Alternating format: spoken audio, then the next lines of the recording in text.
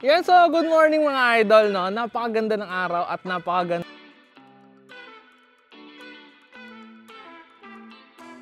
Disinfect tayo dito sa farm mga idol.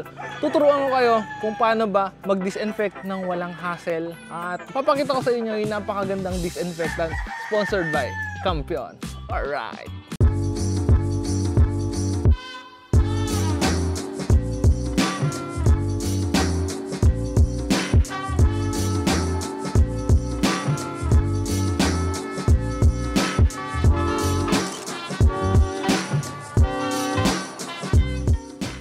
Yan, so good morning mga idol. Ngayong araw, tuturuan ko kayo kung paano magtimpla ng multi-side mga idol. So kailangan mga idol palagi tayong nagdi-disinfect para mapanatili nating healthy ang ating mga manok. Para iwas sakit ang ating mga alagang manok. Dahil alam mo na, tuloy-tuloy yung Jummy Jebs. So ito nga pala yung produkto ng Campion mga idol, multi-side. So ito na po yung mga ginagamit sa mga poultry supply. Ito na po yung mga ginagamit sa mga farm ng baboy mga idol. Sa mga farm ng mga paitlugin, sa mga farm ng mga broiler. Ito po yung ginagamit mga idol. Tuturuan ko kayo kung paano magtimpla. So meron tayong 3 liters ng pang spray dito. Madali lang mga idol. Napakalaki na nito. Kung makikita nyo, napakabigat. So ito po, 4 liters. Ayan. 4 liters na to ng multi-side mga idol. Napakadami na nito mga idol. So kung gusto nyo bumili mga idol, chat nyo lang po ako sa Facebook, Billy Canlas. Yan nakikita nyo mga idol. Pre-order po. Dahil sa ngayon mga idol, konti pa yung stock. Yan, so mga idol, napakadali lang po magtimpla. So kada isang takip is 1 liter. So 3 liters to mga idol is 3 takip yung ilalagay natin. 1, 2, 3. So okay na po ito.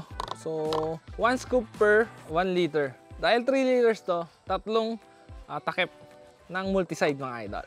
So tara, disinfect tayo. Yan, so mga idol, nakikita nyo meron tayong white dito. Yan. So sprayan nyo lang mga idol. Kung saan siya madalas tumatambay mga idol, dun nyo isprayan. Yan. Sprayan nyo rin to. Yung TP, baka mamaya kumakapit yung bacteria. Kung saan naiipon yung mga tae. Ang kinagandahan dito mga idol, kahit nandiyan yung manok, kahit tinatamaan, wala pong problema, wala pong nagiging epekto sa kanya yung mga disinfectant natin. Sa iba kasi mga idol is aalisin mo muna yung manok bago ka makapag-disinfect. So dito sa multi-side mga idol is hindi mo na kailangan alisin yung manok. As is na, less hassle at talagang iwas trabaho mga idol. Alright. So ito talaga yung mga ginagamit sa mga malalaking company, sa mga poultry supply, sa mga hospital. Ito talaga yung mga ginagamit. So disinfect muna natin tong mga to.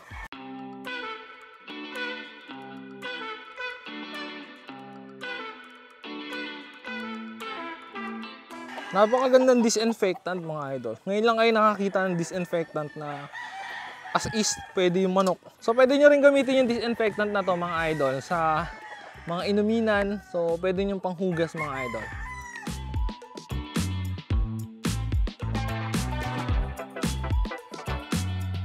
Bakit kailangan ng disinfectant mga idol? Unang-una, tuloy-tuloy na tumatae yung mga manok natin dito sa pwesto nila. Hindi lang sapat yung linis mga idol. So kailangan natin regular na disinfectant para mapatay yung mga mikrobyo mga idol. Kasi once na dinakot mo man lang yung tae na yun mga idol is meron may iwan sa ilalim. So ang pamatay dyan mga idol, multi-side. Wala pong problema mga idol, wala naging epekto kung nandyan man yung manok sa loob mga idol. So kung may sprayan man sila, safe na safe. Multi-side, number 1. Kinagandahan mga idol, ang bango pa. Ang bango pa ng multi-side. Safe na safe sa mga alaga yung manok. I-secure nyo mga idol kung saan madalas gumalaw yung manok or kung saan madalas naiipunan ng tae. Doon nyo tirahin ng disinfectant. Kasi baka mamaya spray kayo ng spray, hindi naman pala nagagalawan ng manok. Mas maganda doon sa nagagalawan ng manok. And ito yung winner natin nung BOT mga idol. Second fight natin. Okay na siya eh. Parang walang nangyari. Ang tama niya sa paa lang.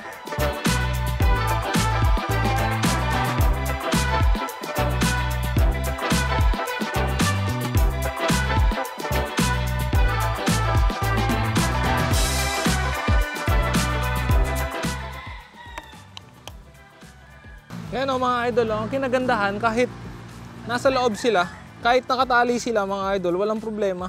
Pwede kang mag-spray. So wala talaga magiging epekto sa mga manok. healthy at less hassle, less trabaho, multi-site number 1. Make sure nyo lahat matatamaan, lahat ng mga posibleng daanan ng bakterya or yung mga inaapakan ng manok. Safety first tayo. Iwas peste. Iwas sakit, iwas peste. Para maging healthy. Para naman yung mga buyer natin is talagang magpabalik-balik.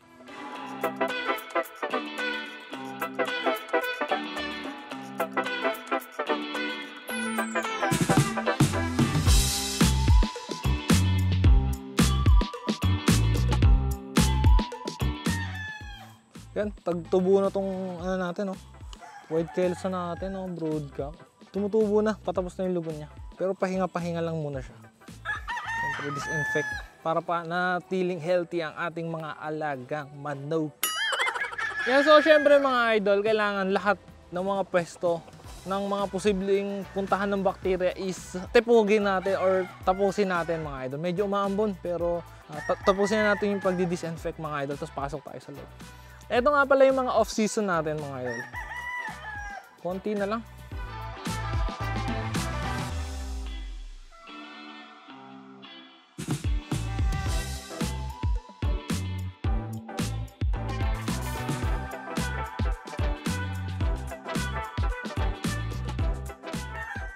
Yan, so ito pa yung mga ibang off-season breeding. Mga mostly dito mga materyales. Yan. Tapos nag-breed tayo ng mga importante, mga idol.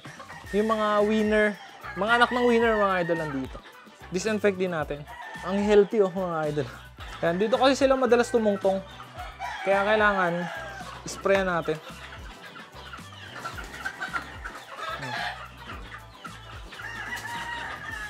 Tsaka yung mga hapuan nila.